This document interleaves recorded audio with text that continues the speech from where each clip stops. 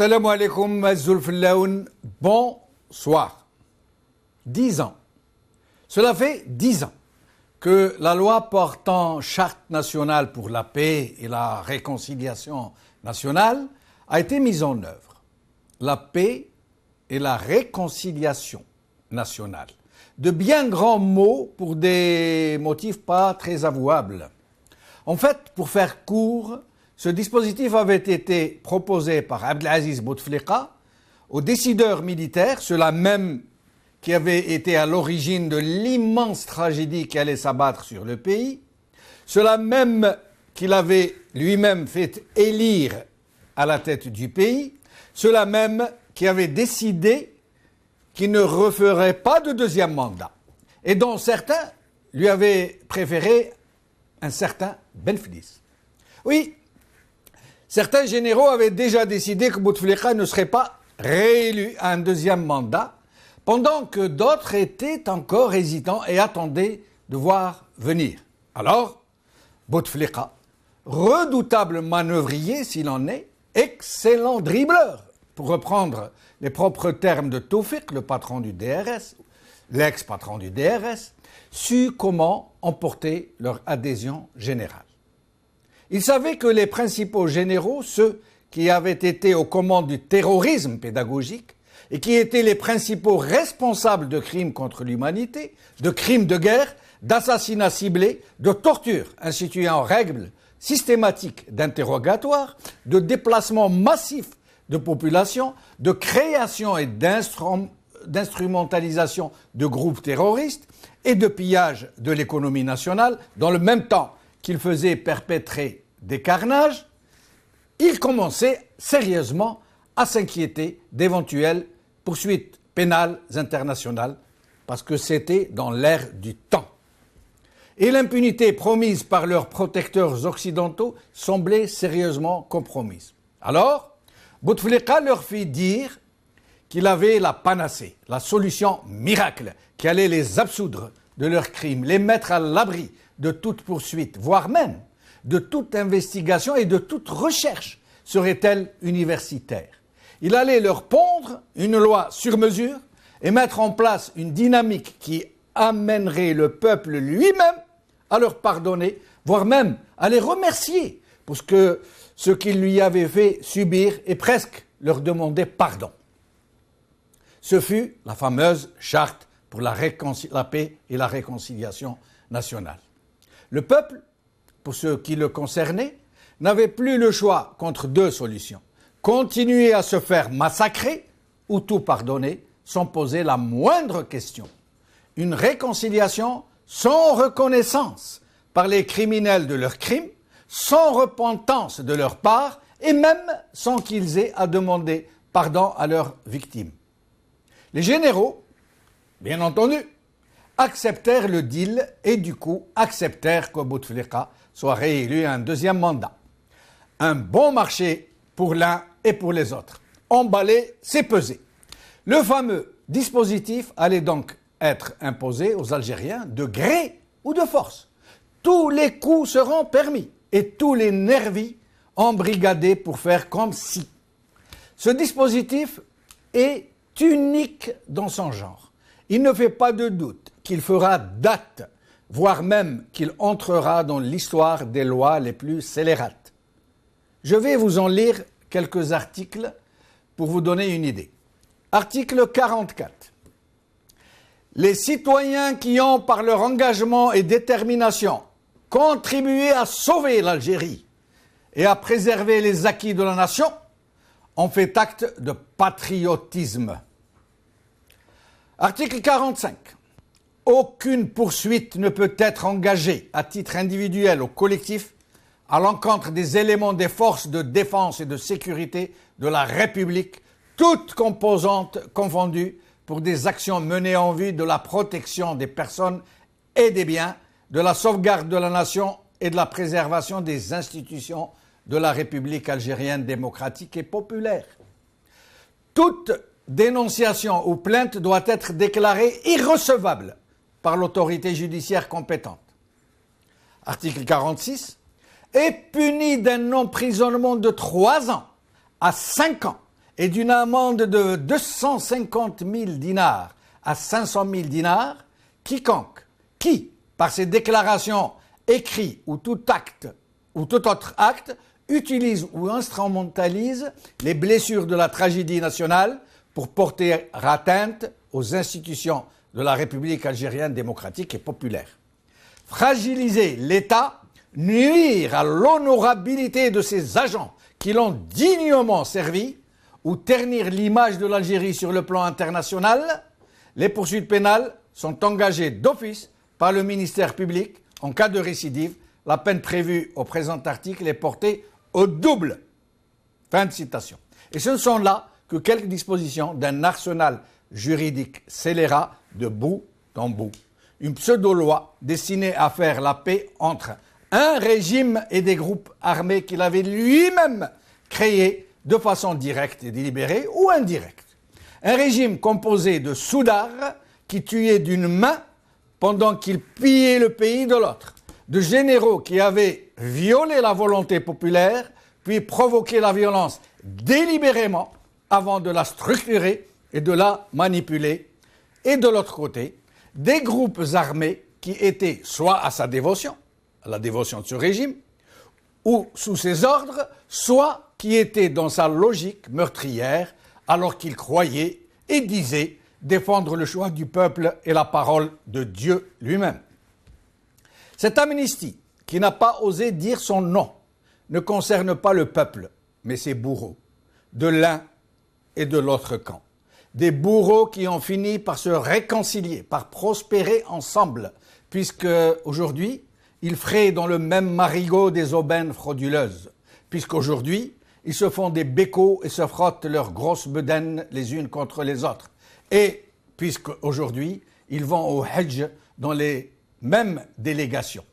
Entre-temps, les 200 000 morts, leurs malheureuses familles, les 20 000 disparus, leurs malheureuses familles, des centaines de milliers de torturés, leurs malheureuses familles, 1 million de personnes déplacées et des millions d'autres traumatisés, parfois très gravement, ont été semés sur le bord de la route. Leurs vies ont été brisées, le malheur est devenu leur lot. Voici ce que fut la paix et la réconciliation nationale de Bouteflika. Avec nous pour en parler, Rabha Attaf, grand reporter, et Badreddine Guerfa, ex-cadre du FIS, que nous recevrons dans une première partie de l'émission. Ensuite, nous aurons avec nous Rachid Mesli, avocat et défenseur des droits de l'homme, et Brahim Younsi, président de l'UDM. Mais nous allons d'abord revoir, puisqu'on l'a tellement vu, cette vidéo culte de Bouteflika, quand il a dit publiquement à cette maman de disparu que son fils n'était pas dans sa poche. Regardez.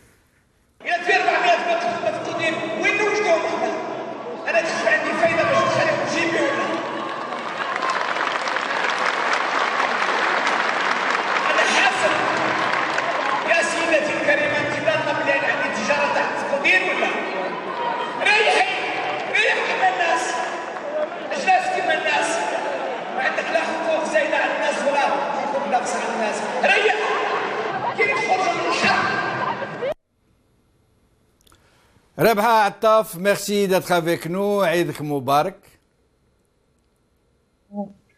Ya Jamal Eddine, Eid Moubarak à tous les auditeurs. Merci Rabha. Alors Rabha, c'est quoi cette charte? C'est une réconciliation? C'est la consécration de l'impunité? C'est quoi? Écoute, Jamal Eddine, nous l'avons écrit dès le départ, dès la promulgation de la charte. C'est un texte, en fait, pour blanchir tous les criminels, comme tu l'as bien dit. Effectivement, cette charte permet à la fois de laver de tout crime les criminels d'État, ainsi que tous les autres. Je dis bien tous les autres, c'est-à-dire tous ceux qui ont commis des crimes contre la population civile pendant la décennie noire. Mais sinon, est-ce que tu pourrais nous parler de la souffrance de tous ceux qui ont vraiment payé le prix du sang, le prix d'une manipulation de la violence et qui ont été semés sur le bord de la route, qui ont été complètement oubliés, non concernés par cet arsenal juridique ou dit juridique. Alors, avant d'aborder cette question, je vais te dire que ce genre de charte pour la paix et la réconciliation n'est pas nouveau dans l'histoire. L'Argentine a inauguré ce type de processus avec la loi du punto final, et on sait pertinemment que cette loi, de toute façon, au bout de plus de 10 ans, a été complètement annulée, et que des poursuites ont été commencées en Argentine contre tous les criminels. Et l'Argentine, petit à petit, a eu à juger, effectivement, des criminels des années 73 qui avaient, comme en Algérie, fait kidnapper des 40 000 personnes et instrumentalisé évidemment la violence. Rabha Attaf, concernant les familles de disparus, oui. Tant d'années plus tard, après avoir crié leur détresse, mais alors dans le désert quasiment, ces familles doivent-elles se résigner, faire leur deuil, comprendre que leurs parents ne reviendront plus? Elles savent de toute façon que les leurs sont morts, mais elles ne peuvent pas faire leur deuil, parce que pour faire leur deuil, il faut récupérer les corps, hein. Il faut récupérer des dépouilles. C'est tout un processus psychologique qui fait que régulièrement ces familles réclameront vérité et justice. Et je pense non seulement aux familles de disparus, mais aux familles qui ont été victimes de ce qu'on a appelé entre guillemets le terrorisme d'État, manipulé ou pas. Ces familles aussi ont perdu des enfants, ont perdu des maris, et nous leur devons aussi tout notre respect. Donc c'est dans l'intérêt de tous les Algériens, d'un bord ou de l'autre, quelle que soit l'idéologie politique défendue, à ce qu'il y ait en Algérie un gros processus de vérité et de justice, comme il y en a eu par exemple dans d'autres pays, et notamment en Afrique du Sud, puisque c'est le cas exemplaire que l'on cite. Oui, mais le régime a bien entendu et il est résolu à ne pas aller dans ce sens. Cela ne fait aucun doute. Il se refuse totalement à aller dans cette direction. Oui, mais de toute façon, il y a la marche de l'histoire. Ce régime, il sera amené à disparaître tôt ou tard. Il gagne du temps, c'est une affaire de temps. Ils sont tous en train de mourir un par un. Farouk Samteni, que les Algériens appellent le président des droits de l'omelette, a déclaré, je crois hier ou avant-hier, qu'il fallait aller vers l'amnistie. Il a prononcé le mot. Il a dit maintenant, il faut aller vers l'amnistie. C'est déjà fait. Ouais. C'est la charte pour la réconciliation. Non, lui maintenant, il veut qu'on prononce le mot amnistie générale. Et tout ça, c'est du formalisme juridique. En fait, Kamaladdin, le fond des choses, Kamaladdin n'est pas là. Le fond des choses, c'est l'état de la société algérienne. Ouais. Si la société algérienne entame un processus de réconciliation, c'est-à-dire, je vais te donner un exemple, parce que j'ai beaucoup travaillé avec de Constantine. Si à Constantine, les familles de disparus, victimes de disparition d'État, et les familles de victimes de terrorisme se rencontrent pour essayer de voir faire de tout ça, pour elles-mêmes déjà se réconcilier pour mener ensemble un combat. On aura franchi un énorme combat et tout le reste formel.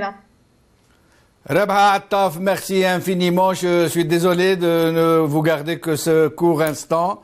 J'espère que nous nous reverrons bientôt. Merci Rabha, au plaisir.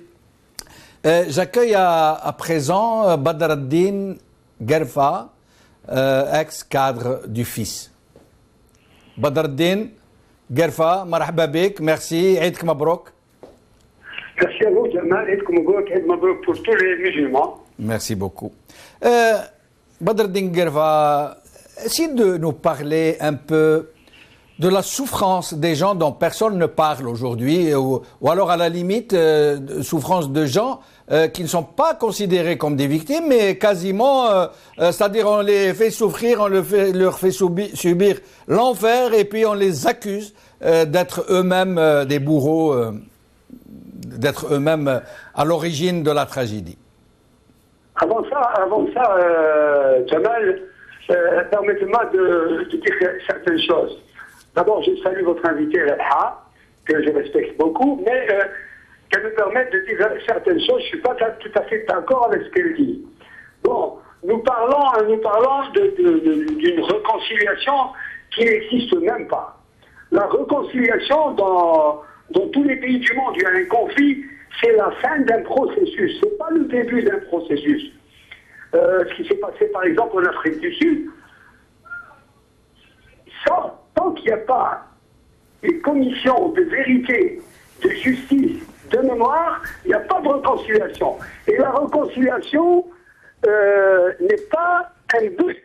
La réconciliation, c'est une rampe de lancement vers la création d'un nouveau système qui permet au peuple, qui permet à la jeunesse, qui permet à la femme algérienne d'avoir la chance du développement, la chance de se cultiver, la chance d'étudier, la chance de travailler, la chance d'être un citoyen. Mais Badreddin, Rabha n'a pas dit le contraire à ma connaissance. Rabha n'a pas dit le contraire. Non, elle n'a pas dit le contraire, mais vous analysez, permettez-moi, Jamal, cette réconciliation, elle n'est pas à analyser cette réconciliation, je vais m'expliquer. C'est pas parce que le général Smaïl, qui était l'instigateur de toutes les tops dans toutes les organisations militaires et politiques, en descendant à Gigel avec Nathalie Mezrag dans un maquis quelque part dans les environs de Gigel, qui ont peaufiné cette marmite, si je me permets de le dire, qui ne vaut absolument rien du tout, qui ont transformé avec cette marmite de réconciliation un conflit interne, une guerre civile algérienne en un conflit maintenant international. Maintenant nous avons ACMI, Daesh, c'est-à-dire nous avons les États-Unis, l'Europe, et on ne peut pas trouver une solution en Algérie sans l'aval des États-Unis et de la France et des Occidentaux. Donc cette réconciliation n'a rien à voir. C'est une petite marmite pour donner l'unité aux généraux et en permettant à certains petits émirs, comme m'a dit même Madani Mezrag et ses consorts, pour avoir un certain nombre de, je ne sais pas, de trucs matériels ou autres. Mais je salue au passage tous ces jeunes qui ont été avec lui, et c'est des centaines, et qui ont compris cette manœuvre et qui ne marchent pas avec lui absolument, et qui ne sont pas forcément dans les secrets des dieux, comme on dit. Mais Badreddin Guerfa, l'un dans l'autre, ce que nous comprenons aujourd'hui, après 10 ans, on peut faire un bilan, tirer quelques conclusions, c'est que ceux qui sont concernés par cette réconciliation entre guillemets, finalement ce sont ceux qui tuaient, ce sont ceux qui ordonnaient les crimes, ceux qui préparaient le terrorisme pédagogique, qui l'instrumentaient, qui recrutaient et créaient des groupes terroristes qui dépendaient de Ben Aknoun, qui dépendaient de Toufik, qui dépendaient de Smaïn, de l'autre côté des groupes islamistes armés, sincères ou non, des groupes islamistes qui étaient à la solde et sous les ordres du DRS, ou des groupes islamistes qui croyaient mener le djihad, mais qui, tous les deux, assassinaient les Algériens, égorgeaient les gens, pillaient le peuple, prenaient des filles en butin de guerre, qu'ils violaient en compagnie. Ce sont ces gens qui ont profité de cette loi, qui se sont embrassés les uns les autres, qui fricotent ensemble, qui font aujourd'hui des affaires ensemble, qui sont milliardaires et qui vont au Hajj ensemble. C'est ce qu'on appelle les seigneurs de guerre. C'est pas les jeunes qui étaient au maquis, ni les militaires, ni les policiers qui les affrontaient. Oui, justement. Vous m'écoutez. Maintenant, ce que disait le général Belhadid hier sur la chaîne El Magharibia, par exemple, quand il a cité des noms, quand il a dit que cet émir travaillait sous les ordres du DRS. Voilà. Exactement. Maintenant, même, je vais aller plus loin, peut-être en l'a vu sur votre chaîne, qui a permis qui a ordonné à M. Medani Mzeg d'afficher le nom du fils sur son organisation AIS. Le fils, à mon avis, avec mon connaissance, je suis un membre du fils, je ne suis pas un ex-cadre du fils, permettez-moi Jamel, je suis un cadre du fils militant jusqu'à maintenant, qui lui a ordonné de mettre le fils. Et c'est pas une manipulation pour montrer au monde que le fils a une branche militaire, alors que le fils n'a jamais eu une branche militaire. C'est vrai qu'il y a eu des individus, des gens du fils, qui ont été poussés à prendre les armes et aller au maquis, mais c'était un engagement individuel. C'est à leur honneur ou pas, ça c'est à analyser, mais en tout cas moi je les salue parce que c'est leur droit de se défendre et de défendre le choix du peuple, mais le fils n'a jamais eu une branche militaire. Donc si nous serions dans un état de droit, M. Medani Mezrag serait passé en justice uniquement pour ça. Mais maintenant, Medani Mezrag, il se permet de dire que c'est moi le fils, alors qu'il est loin d'être le fils, parce que le fils, c'est une... Merci.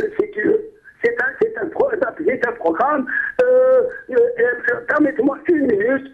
Dans tout ça, la marmite, elle bouge maintenant. C'est au peuple de décider, c'est à la jeunesse.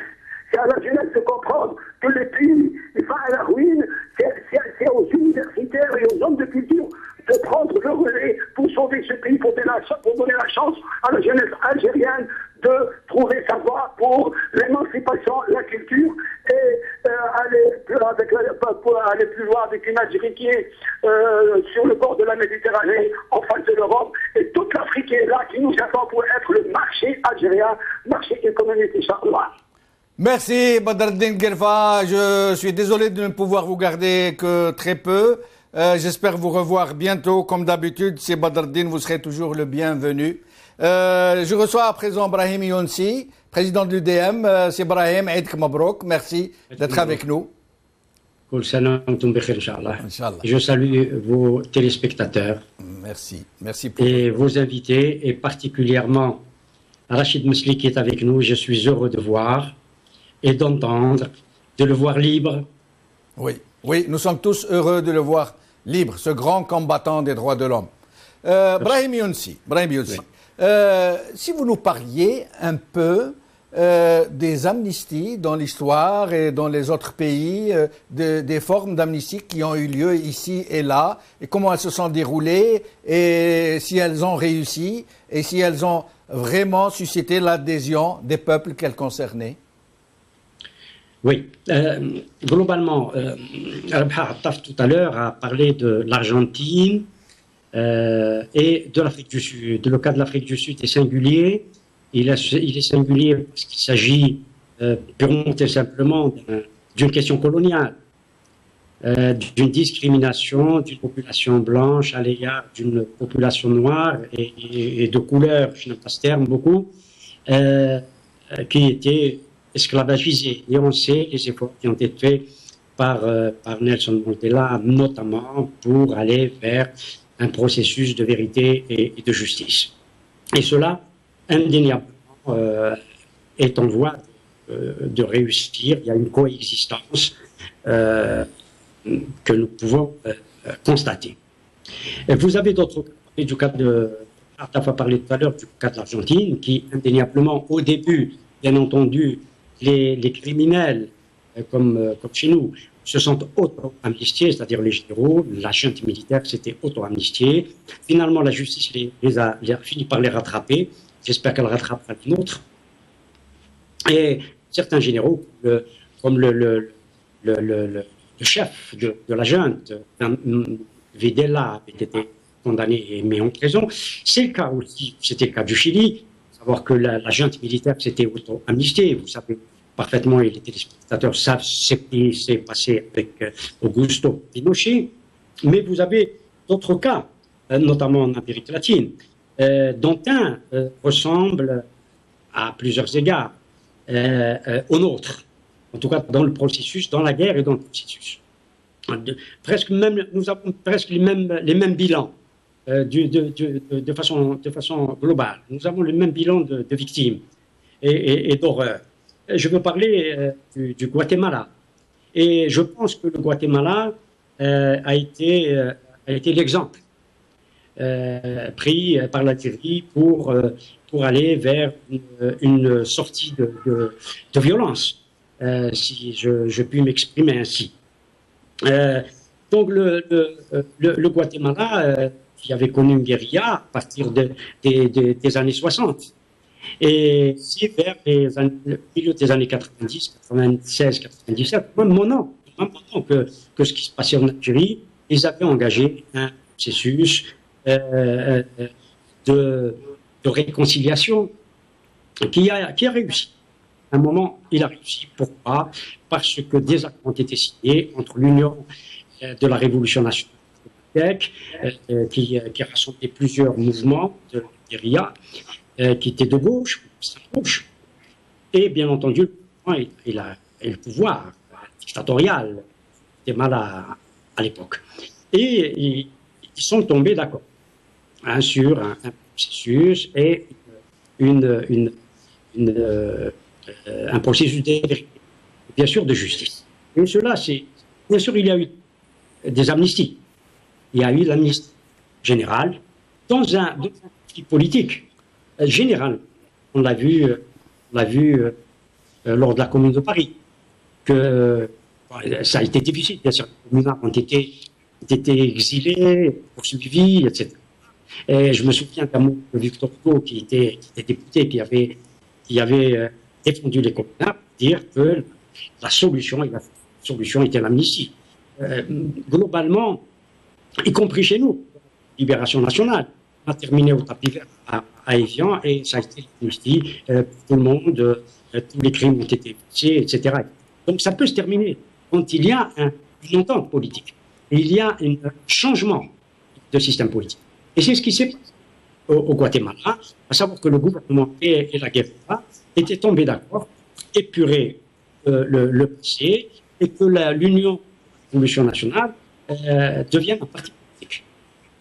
C'est globalement ce qui devait se passer. Brahim Younsi, essayez, est-ce que vous pourriez nous expliquer, en résumé, si je peux m'exprimer ainsi, ce concept, ce processus de vérité et justice qui a eu lieu en Afrique du Sud? La vérité et la justice, ce sont les coupables qui déclaraient leur culpabilité, c'est-à-dire la vérité. Et les victimes pardonnaient ou ne pardonnaient pas, mais on est allé vers ce processus où les victimes ont pardonné parce que l'Église aussi s'y était mêlée. Vous connaissez la doctrine chrétienne, la doctrine entre guillemets du pardon, qui existe chez nous aussi. Mais sauf que la vérité n'est pas établie. Aujourd'hui, les coupables ne sont pas désignés. C'est la raison pour laquelle nous sommes encore, et je suis encore, à poser la question de savoir qui a tué qui. Nous ne savons pas qui a tué. C'est-à-dire que la présomption, moi je veux rester entre guillemets pas légaliste dans le sens du droit algérien, qui ne tient pas compte de la présomption d'innocence, parce qu'il désigne des coupables et seulement d'une seule partie. Or, il y a des coupables dans les deux parties. Il y a eu un conflit, il y a des gens qui ont tué de part et d'autre, il y a des disparus, il y a la torture qui est un crime de l'humanité, etc. Donc, on ne tient pas que d'un seul côté, et on ne la désigne pas de l'autre côté. Du côté des pouvoirs, des forces, comme on dit, de sécurité, des forces de la répression, qui ont commis des crimes atroces, qui ont exécuté sommairement, et j'en sais quelque chose, etc. Ce sont des gens qui doivent... Oui, vous dites j'en sais quelque chose, puisque vous avez vous-même perdu un frère qui a été sommairement exécuté en prison. Voilà. C'est clair. Brahim Younsi, ربي يرحمه على كل حال ويرحم جميع اللي توفوا وسكن. Corrigez-moi si je me trompe. Moi, je ne conçois pas qu'il puisse y avoir réconciliation, qu'il puisse y avoir pardon, qu'il puisse y avoir oubli, en quelque sorte, si on peut dire, c'est-à-dire tourner la page, oubli dans le sens de tourner la page. Si le criminel, d'abord, ne reconnaît pas son crime, c'est ça, la vérité. Ensuite, s'il ne se repent pas publiquement, ça veut dire il dit « Oui, j'ai commis ce crime.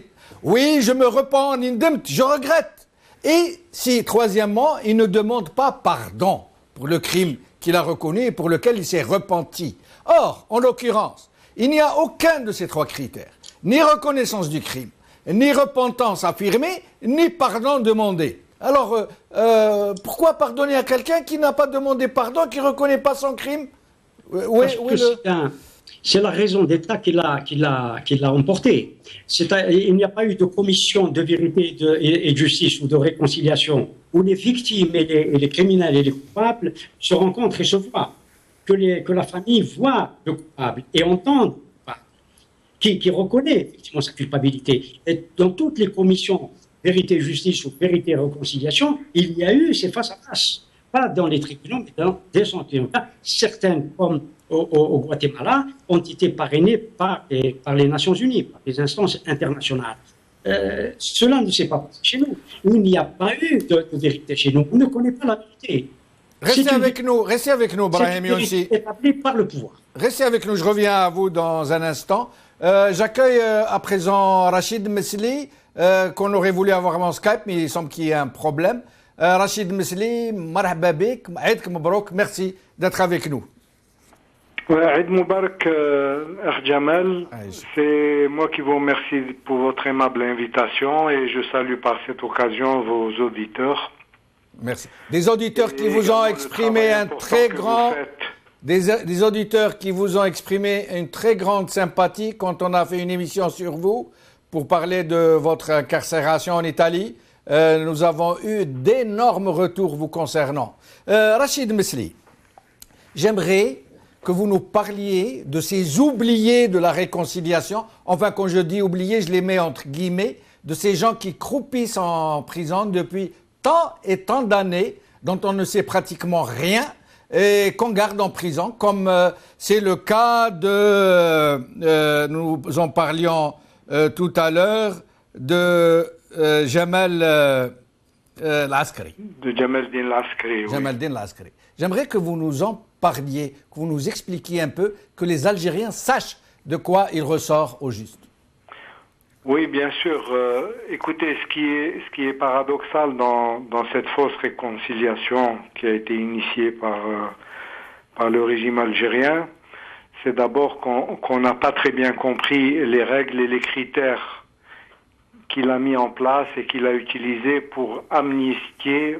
On sait très bien que le pouvoir s'est auto-amnistié à travers cette ordonnance de réconciliation.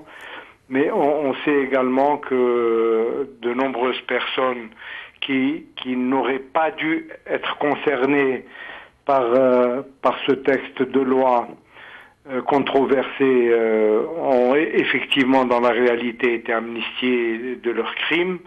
Mais ce qu'on ne sait pas par contre, c'est qu'il reste en prison des dizaines, en tout cas des dizaines de personnes qui ont été arrêtés dans les années 90, qui n'ont jamais commis aucun crime et qui croupissent en prison effectivement depuis aujourd'hui plus de 20 ans, et presque 24 ans aujourd'hui pour Jamal Askari malheureusement, qui a été arrêté en 1992 et accusé dans l'affaire dite de l'attentat de l'aéroport d'Alger. Alors, avant d'en arriver au cas précis de Jamal Askari, qui est un cas emblématique de cette injustice, j'aimerais vous confier une information que j'ai reçue d'une source.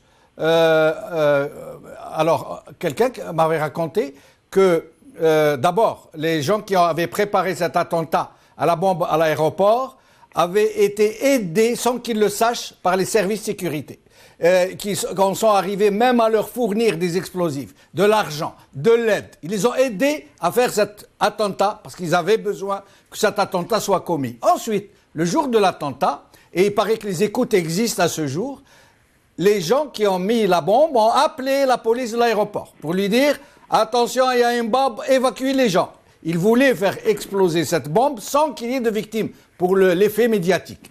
Et la police, les responsables du moins, qui ne sont pas à l'aéroport, qui sont bien plus hauts, ils ont été informés de cette bombe et ils ont refusé de faire évacuer l'aéroport.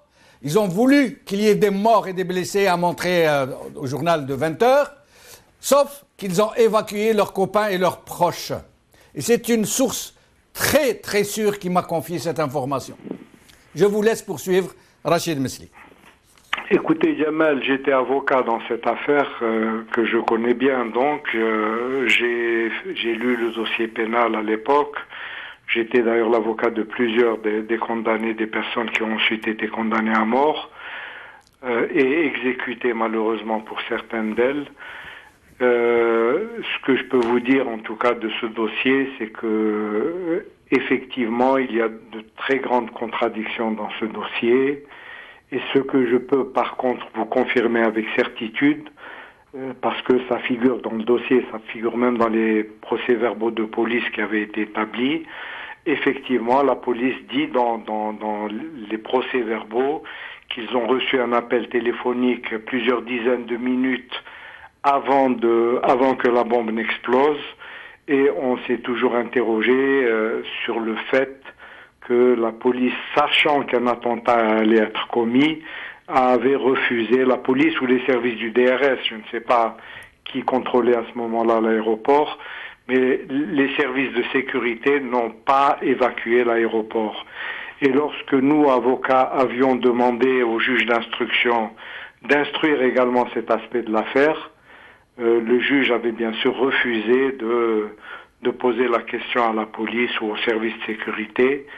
Et cette bombe a malheureusement fait au moins 9 morts et plus d'une centaine de blessés à cause du fait que la police n'avait pas évacué les victimes. Et Jamal Lascari, comme il ne nous reste plus beaucoup de temps, je vais vous demander de tracer, j'allais dire incisif. Jamal Lascari, de quoi il est accusé au juste? Pourquoi il a été gardé pendant tout ce temps? Paradoxalement, il a été acquitté de l'affaire de l'attentat de l'aéroport d'Alger. Vous savez que cette ordonnance de réconciliation nationale exclut du champ d'application, exclut de l'amnistie toutes les personnes qui ont mis des bombes dans les lieux publics. Jamal Askari a été innocenté de cette accusation. On a retenu chez lui pour l'accuser la détention de tracts et l'affiliation à un groupe terroriste, ce qui n'a pas d'ailleurs été démontré pendant le procès. Mais Jamal Askari a été innocenté de cette accusation et donc il aurait dû bénéficier de l'ordonnance de réconciliation et libéré. Et pourquoi a-t-il été gardé alors? On n'a pas compris pourquoi il a été maintenu depuis 23 ans en prison aujourd'hui. Et il est le fils de qui, Jamal Askari? Écoutez, Jamal Askari est le fils d'un moudjahid authentique. Il est le fils de Amara Bouglez. C'est son nom de guerre. C'est le commandant de la base Est pendant la Révolution. C'était un officier de l'ALN qui, après l'indépendance, a refusé de cautionner les généraux, plutôt les officiers issus de l'armée française. Et bien évidemment, le régime de Boumediene pour moi, il s'agit d'une opération de représailles contre le père qui était vivant. Allah yarhamou, Amara Bouglez est décédé en 95. Il a d'ailleurs été inhumé au carré des martyrs en présence de nombreux anciens moudjahids. Mais évidemment, il s'agissait d'un règlement de compte personnel d'après des proches de Jamal Askari. C'était en raison du litige qui opposait le père, Amara Bouglez, à Khaled Nazar, qui, comme tout le monde le sait, est un ancien de l'armée française. Donc Jamal Askari serait la victime collatérale c'était une manière de se venger contre un authentique officier de l'ALN. Et il est en prison depuis? Jamal est en prison depuis 23 ans. Il est toujours détenu à la prison de Mascara et il subit un régime de détention particulièrement sévère. Il porte encore les séquelles de la torture.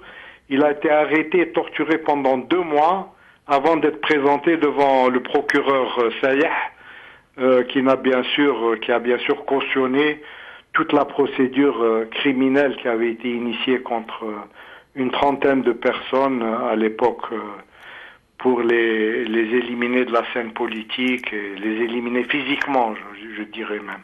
Restez avec nous, Rachid Misli, je reviendrai vers vous pour le mot de la fin. Brahim Younsi, vous avez entendu cette triste histoire de ce monsieur, Jamal Askari, qui est en prison depuis 23 ans. Je ne la connais pas aussi bien que Rachid Misli, mais je connais l'histoire de Jamal Din Askari. Mais vous imaginez, 23 ans de prison après avoir été atrocement torturé, et il n'est pas seul. Selon Rachid Misli, ils sont des dizaines dans ce cas, quasiment au secret, comme ça se pratiquait au Moyen-Âge. Tout à fait, tout à fait. Tout à fait. Et voilà un cas d'un homme, d'un père de famille, dont le père est un héros de la lutte de libération nationale, qui se retrouve en prison depuis 23 ou 24 ans, et dont l'innocence, un des avocats vient de le dire, d'autres me l'avaient dit, dont l'innocence avait été démontrée. Il a été innocenté dans cette affaire-là. Néanmoins, il demeure pour des raisons de conflit personnel. Jamal Askari reste en prison dans des conditions, Rachid Misli vient de les décrire, difficiles.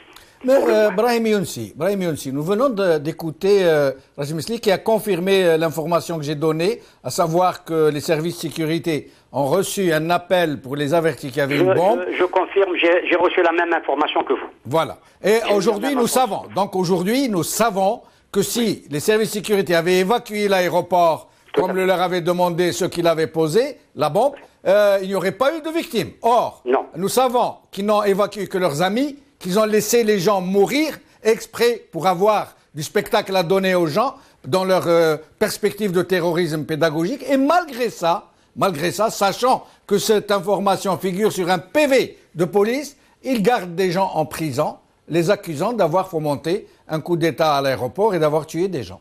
Tout à fait. De toutes les façons, la conclusion est simple à faire. À savoir que la violence qui a été provoquée, instrumentalisée pour le moins, a servi le pouvoir. Elle n'a servi que le pouvoir.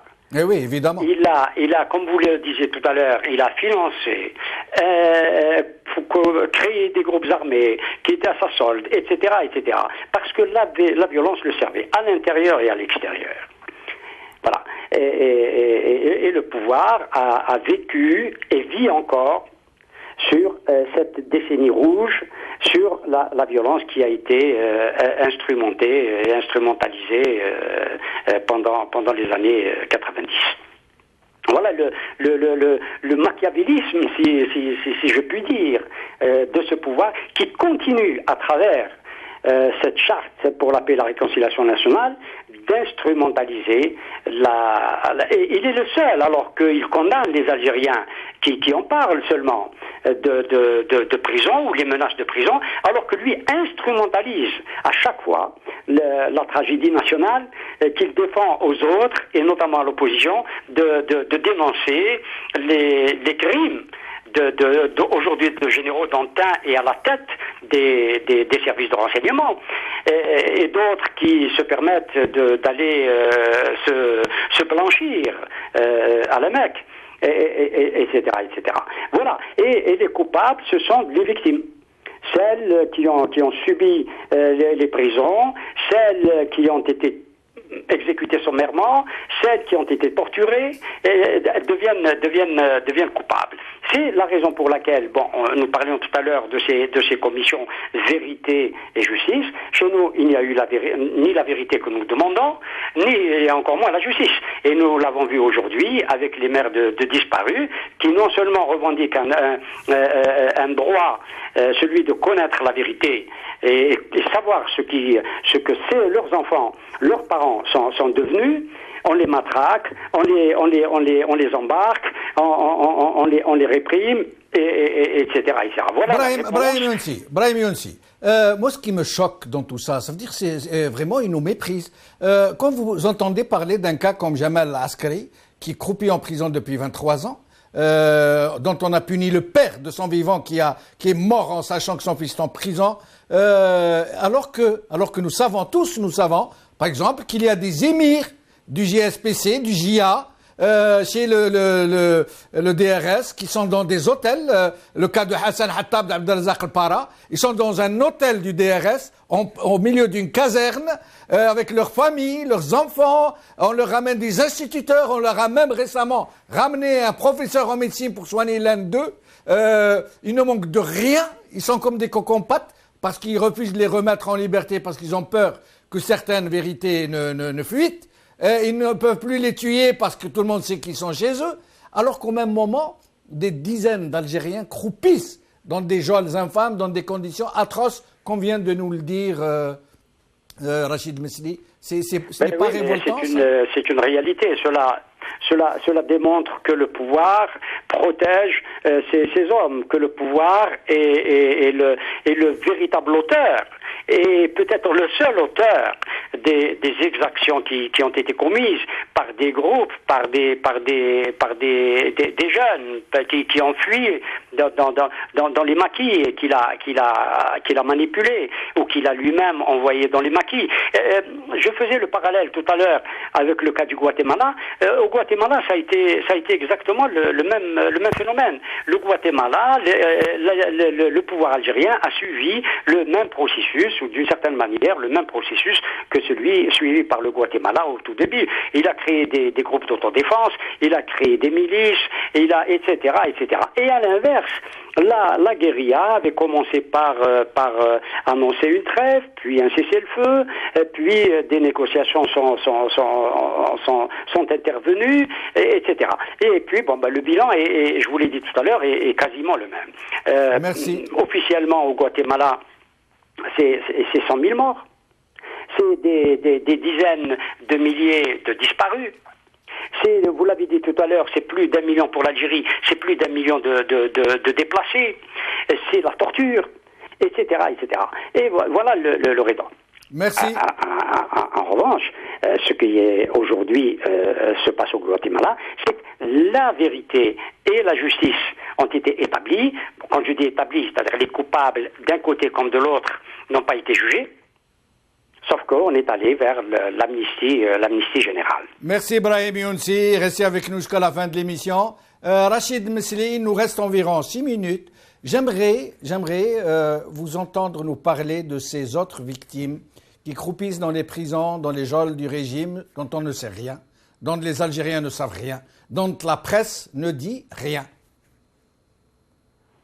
Écoutez, moi j'ai connaissance d'une vingtaine de cas de personnes qui ont été condamnées en 91, 92, 93 et qui sont toujours en prison, des personnes qui n'ont jamais tué. Ce qui est paradoxal dans certaines affaires, comme celle de Mansour Abdelkader, c'est un jeune qui a été arrêté quand il avait 20 ans ou 21 ans. Il a été accusé de complicité d'assassinat, de tentative d'assassinat. Ça veut dire qu'il n'a en fait tué personne. Son complice, enfin le co-auteur de la même affaire, a été libéré. Ça fait 7 ou 8 ans. Il a bénéficié donc de cette amnistie. Et lui, pour la même affaire, dans le même dossier, dans la même condamnation, lui a été maintenu en prison. Alors vous voyez, on n'arrive même pas à comprendre la logique de ce système. Mais il y a également tous les militaires qui ont été, vous savez, qui ont été victimes de la purge de 91-92 à la suite du coup d'État, qui étaient suspectés de sympathie avec le fils et auxquels on a collé des accusations d'atteinte à la sûreté de l'État. Tous ces militaires sont toujours en prison. Certains sont des personnes âgées aujourd'hui, et certains ont jusqu'à 70 ans. Et ils n'ont pas, malgré le fait qu'ils n'ont jamais commis de crime ou d'actes répréhensibles, ces personnes sont encore aujourd'hui en prison. Il y en a parmi eux qui sont morts en détention? Pardon? Il y a parmi ces gens qui sont retenus depuis tant d'années des gens qui sont morts en détention? Je n'ai pas connaissance personnellement, mais probablement, je sais que dernièrement, il y avait encore dans les prisons à Annaba une personne très âgée qui avait plus de 80 ans. Donc il y a des personnes qui ont été maintenues malgré leur âge et malgré leur état de santé. Moi-même, quand j'étais détenu à l'époque, en 96-97, il y a des personnes jeunes qui sont mortes en détention. Hein. C'était les décès en détention en Algérie, en tout cas à cette époque, étaient courants. Hein. Rachid Mesli, dites-nous pourquoi vous étiez en détention et pourquoi la presse récemment, une certaine presse, quand elle a décrit votre situation en Italie, a dit l'avocat du fils a été interpellé par Interpol. Dites-nous pourquoi vous avez été mis en prison, pourquoi vous avez été victime de mauvais traitements, de torture. Écoutez, moi dans les années 92, j'étais l'avocat de certains dirigeants du FIS. Je n'étais pas l'avocat du parti, mais j'étais l'avocat de certains dirigeants du FIS. Et je disais mes 4 vérités et au tribunal militaire et aux juridictions. On dénonçait à ce moment-là la torture, on dénonçait les disparitions forcées à partir des années 93-94. On collaborait aussi avec certaines ONG qui dénonçaient aussi ces violations. Évidemment, ce qu'on faisait surtout sur le dossier des disparus, ça ne devait pas beaucoup plaire aux services de sécurité à ce moment-là, et j'ai donc été pas arrêté, mais enlevé sur la voie publique par des personnes en civil qui étaient armées, et j'ai donc été accusé ensuite d'appartenance à un groupe terroriste, mais c'était des accusations qui étaient très courantes à ce moment-là, et qui servait bien sûr à réprimer et les opposants politiques et les défenseurs des droits de l'homme. Donc la principale raison, bien sûr, était le fait que j'étais avocat, que je défendais les mauvaises victimes, comme on dit, et que je m'occupais d'un dossier, à ce moment-là déjà, qui commençait à poser des problèmes au régime militaire de cette époque. Et depuis, un mandat d'arrêt, quand vous avez réussi à quitter le pays, un mandat d'arrêt a été lancé contre vous pour terrorisme. Oui, bien sûr. Vous savez, c'est ce genre d'accusation que le pouvoir utilise pour décrédibiliser, pour essayer. Ça ne marche jamais de toute façon, mais c'est une façon pour le pouvoir de ternir l'image des opposants ou des défenseurs des droits de l'homme. Mais c'est des accusations qui ne marchent pas en Europe ou dans les pays, dans les États de droit, parce que lorsque on fait l'objet d'un mandat d'arrêt comme celui dont j'ai été victime, où qui est totalement incohérent, lorsque l'Algérie envoie un dossier aux autorités italiennes ou aux autorités des pays européens, qui ne contient rien ni de concret, ni de précis, ni de sérieux d'ailleurs. Vous savez, ce sont des dossiers qui décrédibilisent l'Algérie plutôt que les personnes qui sont poursuivies ou qui sont victimes de ce type de représailles. Rachid Mesli, merci infiniment pour ce témoignage, pour ces informations, comme je remercie Brahim Younsi, comme je remercie Rabah Attaf et comme je remercie Badreddine Guerfa. Rachid Mesli, je veux juste vous dire que vous devriez être très très très content de votre sort, parce que normalement, en toute logique, vous devriez être mort. Baïd Shar alik. Salam alaikum, bqaw ala khair. Salam.